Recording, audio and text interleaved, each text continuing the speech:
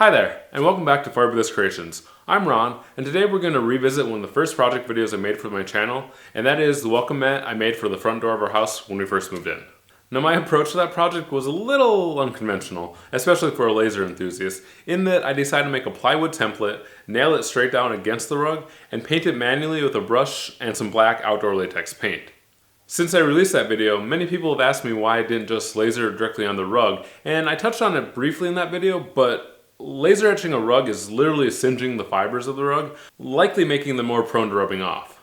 Others have asked me to see the original rug now, a few years later, and up until a few months ago, I still thought it looked pretty good. However, recently, I've noticed the design looking not so good. It appears as though after 2 years of using it, the paint has gotten squashed down and pancaked into the rug as we walked on it and pressed our feet into it to rub our shoes off before coming inside. Combine that with the fact that the rug has gotten a little darker as it's collected dirt over time, and that the paint has gotten a little bit lighter as it bakes in the evening sun every night, even I have to admit that the rug doesn't look the greatest anymore and the fine text isn't very readable. So I decided to give the direct to rug approach a try, and I'll likely do another update video down the line to see how it's held up. In addition to the direct to rug approach, I also had another idea involving paint that is far easier and faster than my original paint technique that should solve some of the issues with that technique as well. However, to be honest, I thought of this new painted technique before trying the direct to rug approach, and spoiler, I became pretty convinced of this technique overall. I'll still show you my new painting technique though, in case you want to use it for a more vividly colored rug, something you couldn't achieve with laser etching alone. So with that, let's jump on in. I'm not going to go over the design too much in this video, as one of the benefits of laser etching a rug is you can put literally whatever you want on it. I'll be using the same design as I used on the original rug, but without the bridges required for a wooden template. This design may seem a bit generic for a custom welcome mat, but what I didn't touch on was that the fonts and styles I used in my design were the same ones that a friend had used to design our wedding invitations for us when we got married. So while it may look like your standard welcome mat, it's personalized to us in a subtle way that we love. Having not yet used my new laser for a Coir rug, I needed a chance to test material settings. I decided to use the rug that the previous owners of our house had left behind, which we moved from the front door to the back door when I made the original rug. It was once quite vibrant in colors, but those colors have mostly faded away now, so it'll be a good sample to test on. Thank you for your service, old rug. After doing laser work for a while, you tend to get pretty good at guessing what settings you should use on a new material, and I got a bit lucky here, getting pretty close on the first try. The settings I tried first were 500 millimeters per second at 10% power. That looked pretty good, but it was a tad too deep, so I decided to defocus a little bit rather than turn the power down. When etching on fabrics or regular surfaces like this, I've heard it's best to etch out of focus so there's less intense energy hitting the rug over a larger point size. Think of putting the laser out of focus like using a fat tip Sharpie, where an in-focus laser would be like a fine tip Sharpie. So I proceeded to do a few additional tests with the same power and speed settings, but at different levels of focus. I did the next sample at 1/8 of an inch out of focus, then lowered the bed that same amount 2 more times, giving me a sample that was 1/4 of an inch out of focus, and another that was 3/8 of an inch out of focus.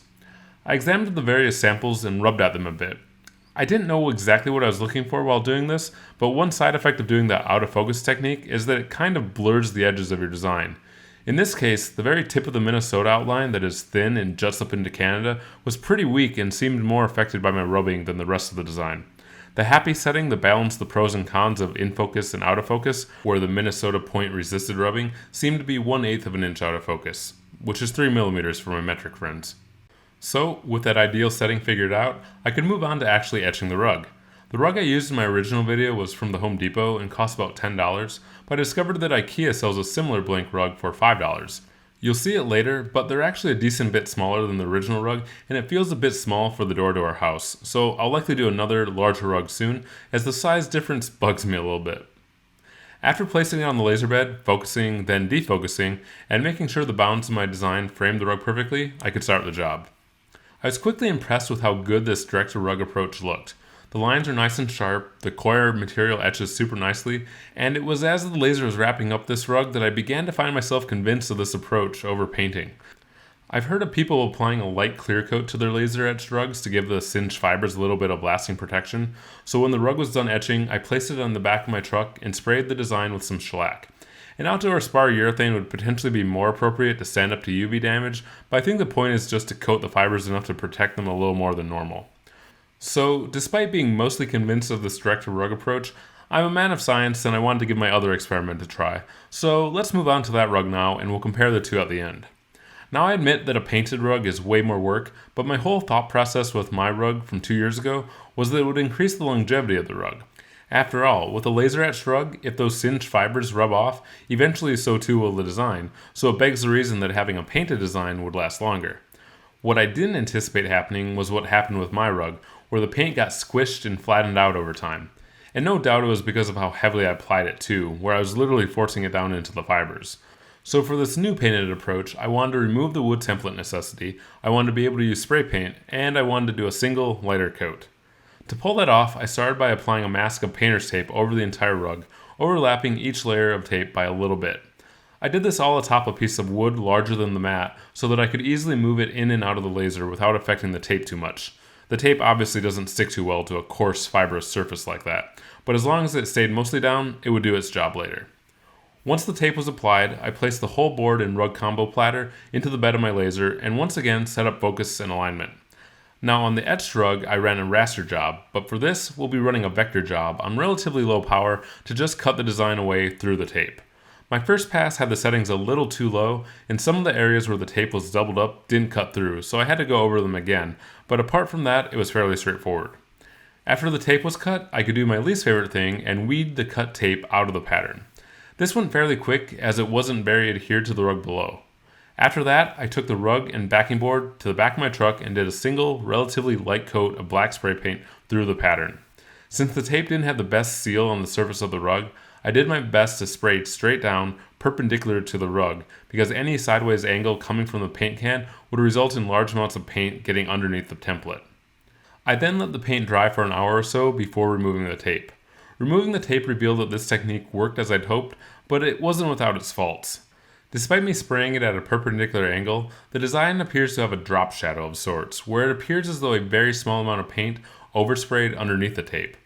I don't think this rug will suffer the same fate as my original rug, with the paint getting squished over time, since I did such a light coat, but that likely means that it will rub off easier too, perhaps like the rug the previous owners left behind. So, here are the two completed rugs side by side.